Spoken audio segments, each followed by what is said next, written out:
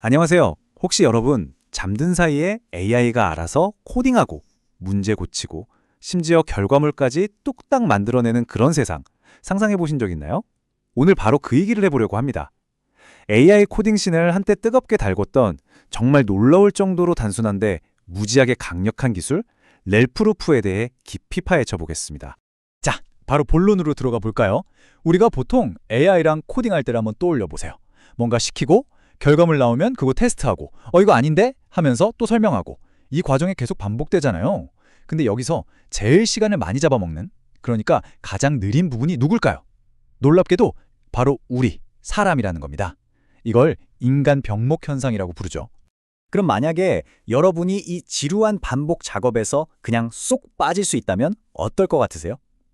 오늘 설명해 드릴 내용이 바로 그걸 가능하게 하는 기술에 대한 겁니다. AI에 선발이 되어서 하나하나 다 챙겨주는 마이크로 매니저가 아니라요. 큰 그림을 그리고 자, 목표는 이거야. 여기까지 해내면 돼. 라고 딱 정해주는 프로젝트 매니저가 되는 방법이죠. 네, 그래서 파트 1에서는요. 이 렐프루프라는 기술이 도대체 왜 필요하게 됐는지 그 배경부터 한번 짚어보겠습니다. 개발자들이 AI와 함께 일하면서 겪는 고질적인 문제, 바로 인간 병목 현상의 실체부터 살펴보죠. 우리가 겪는 첫 번째 문제가 바로 이 컨텍스트 부패라는 겁니다. 사람도 대화가 길어지면 우리 처음에 무슨 얘기했었지? 하잖아요. AI도 똑같아요. 몇 번 피드백을 주고받다 보면 얘가 원래 뭘 하려고 했는지 깜빡깜빡하기 시작하는 거죠. 결국엔 코딩하는 시간보다 아니 그게 아니고 내가 처음에 말했잖아 이렇게 다시 설명하는데 시간을 다 쓰게 됩니다. 그리고 이 문제가 결국 왼쪽 그림처럼 끝없는 수동 피드백 루프로 이어지는 겁니다. 뭐 간단한 코드 수정이야 한두 번이면 끝나겠지만 좀 복잡한 작업이다 싶으면 그냥 지시, 검토, 수정, 또 검토라는 무한궤도에 갇혀버리는 거죠. 정말 피곤한 일입니다. 자, 그럼 이 지긋지긋한 문제를 대체 어떻게 해결할 수 있을까요? 파트 2에서 그 해답을 한번 찾아보겠습니다. 2025년 중반에 개발자 제프리 헌틀리가 내놓은 해결책이 있는데 이게 정말 콜럼버스의 달걀 같았어요. 듣고 나면 아니 이렇게 간단한 걸 왜 생각 못했지? 싶을 정도로요. 그게 바로 렐프 위검 기법입니다. 이름이 참 재밌죠? 혹시 심슨가족이라는 애니메이션 아세요? 거기에 나오는 캐릭터 렐프 위검의 이름을 그대로 따온 겁니다. 계속 실수하고 사고는 치지만 선생님 저 또 할래요 하면서 절대 포기하지 않는 그 유쾌한 끈기를 상징하는 거죠. 그럼 이 기술의 진짜 정체가 뭔지 한번 들여다볼까요? 이걸 만든 사람 본인이 그랬어요. 렐프요? 그거 그냥 배시루프예요. 라고요. 네, 맞습니다. 그 원리는 어떻게 보면 좀 민망할 정도로 단순합니다. 자, 지금 보시는 이 코드 한 줄 믿어지세요? 이게 바로 렐프 루프의 최초 아이디어였습니다. 정말 단순하죠? 그냥 while true, 무한 루프를 돌면서 똑같은 프롬프트를 AI한테 계속 던져주는 거예요. 아마 보시면서 에이 설마 이게 다라고 하실 수도 있어요. 네, 맞아요. 진짜 중요한 건 이 단순한 반복 그 자체가 아니거든요. 바로 이 루프를 어떻게 쓰느냐, 거기에 핵심이 숨어 있습니다. 그래서 파트 3에서는요. 이 단순해 보이는 아이디어가 도대체 어떻게 컨텍스트 부패나 수동 피드백 같은 그런 골치 아픈 문제들을 해결하는지 그 아주 영리한 속사정을 자세히 뜯어보겠습니다. 요즘 쓰이는 렐프루프는 보통 이런 5단계로 돌아가요. 첫 번째로 이 약속이 지켜지면 일이 끝나는 거야 라는 명확한 완료 조건을 주고요.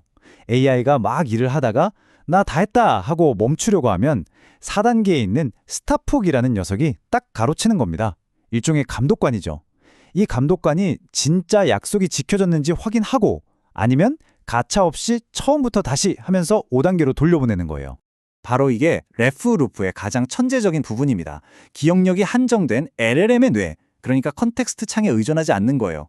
대신에 모든 작업 과정과 결과를 파일 시스템이나 Git 히스토리 같은 외장 하드에다가 차곡차곡 저장하는 거죠. 덕분에 AI는 매번 새로운 정신으로 시작해서 컨텍스트 부패를 겪을 일이 없고 그러면서도 과거 기록을 전부 참고할 수 있는 일종의 완벽한 장기 기억을 갖게 되는 겁니다. 자, 그럼 이론은 이제 좀 알 것 같은데 이걸 실제로 어디에 어떻게 써먹을 수 있을까요? 네 번째 파트에서는 아주 흥미로운 실제 사용 사례를 가져왔습니다. 어떤 개발자가 있었어요. 1200줄이나 되는 아주 엉망진창인 코드를 정리하는 리팩토링 작업을 렐프 루프한테 시켰습니다. 그리고 아주 간단하고 명확한 목표를 주었죠. 이 코드에 있는 모든 테스트가 통과될 때까지 절대 멈추지 마. 그리고는요, 그냥 편안하게 잠자리에 들었습니다. 다음날 아침에 일어나서 확인해 보니까 글쎄, 밤사이에 AI가 무려 47번이나 코드를 고치고 저장했더라고요. 마치 숙련된 개발자 팀이 밤새도록 달라붙어서 체계적으로 코드를 개선한 것처럼요.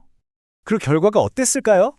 코드의 안정성을 보여주는 테스트 커버리지가 62%에서 87%까지 아주 탄탄한 수준으로 확 올라갔습니다. 한마디로 코드 품질이 드라마틱하게 좋아진 거죠. 자, 그럼 비용을 얼마나 들었을까요? 이게 또 대박입니다. AI가 밤새도록 그렇게 열심히 일했는데 들어간 API 비용이 고작 23.14달러. 우리 돈으로 한 3만 원 정도? 그러니까 커피 몇 잔 값으로 이 모든 걸 해낸 거죠. 그리고 이게 아마 가장 중요한 숫자일 겁니다.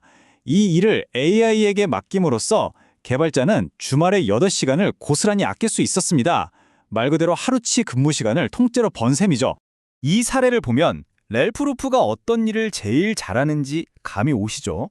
맞습니다. 바로 코드 정리, 버그 수정, 테스트 추가처럼 정답이 명확해서 기계적으로 확인할 수 있는 작업들입니다. 쉽게 말해서 이게 되면 끝난 거야 라고 코드로 딱 정의할 수 있는 일이라면 렐프는 뭐든지 해낼 수 있다는 거죠. 하지만 꼭 기억하셔야 할 게 있습니다. 렐프 루프가 만능은 아니에요. 예를 들어 더 예쁘게 만들어줘 같은 주관적인 디자인 작업이나 뭔가 새로운 걸 만들어봐 같은 창의적인 일, 혹은 성공의 기준 자체가 애매한 작업에는 여전히 우리 인간의 섬세한 판단과 통찰력이 반드시 필요합니다. 자, 그럼 이 잠자는 동안의 코딩이라는 개념이 앞으로 소프트웨어 개발의 판도를 어떻게 바꿔놓을까요? 마지막 파트 5에서 그 거대한 변화의 의미를 함께 짚어보겠습니다.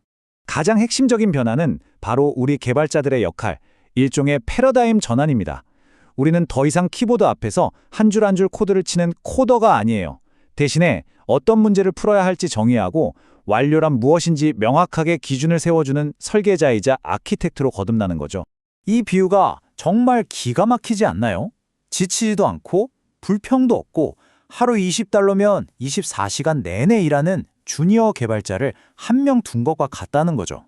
이런 지루하고 반복적인 일들은 이제 우리의 똑똑한 AI 동료에게 맡겨두고요. 우리 인간은 더 창의적이고 전략적인 문제에 집중할 수 있게 되는 겁니다. 네, 이제 이 강력하면서도 아주 간단한 렐프 루프의 모든 것을 알아보셨습니다. 마지막으로 여러분께 이 질문을 던지면서 마무리하고 싶네요. 자, 여러분의 다음 프로젝트에 이 똑똑한 친구 렐프를 한번 선택해 보시겠습니까? 여러분의 개발 과정에 어떤 놀라운 변화가 일어날지 저도 정말 기대가 되네요. 들어주셔서 감사합니다.